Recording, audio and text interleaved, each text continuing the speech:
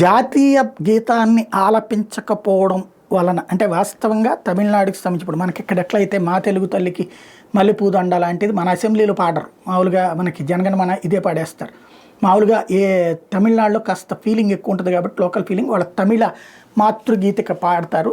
అదే సందర్భంలో అది పాడటం ఓకే, కానీ జాతీయ గీతం పాడాలి ఫస్ట్ అన్నటువంటి పాయింట్ని గవర్నర్ అడగటం, జాతీయ గీతాన్ని అస్సలు పాడకుండా అసెంబ్లీ ప్రారంభించడం, దాని మీదన ఆయన శాంత ఉపన్యాసం ఇవ్వకుండా వెళ్ళిపోవడం, ఆ తర్వాత ఆగ్రహించినటువంటి స్టాలిన్ టీం సుప్రీంకోర్టు దాకా వెళ్ళారు. రాజ్యాంగబద్ధ పదవిలో ఉండడానికి రవికుమార్ ఎవరైతే గవర్నర్ అనర్హుడు అని చెప్పేసి ఆ పిటిషన్ని సుప్రీంకోర్టు తోసిపుచ్చింది, తిరస్కరించింది, తప్పుబట్టింది. దాంతో స్టాలిన్కి మరొక షాక్ అయింది. ఒకప్పుడు మంత్రివర్గంలోని ఒక మంత్రిని తీసేసే పరిస్థితి వచ్చింది.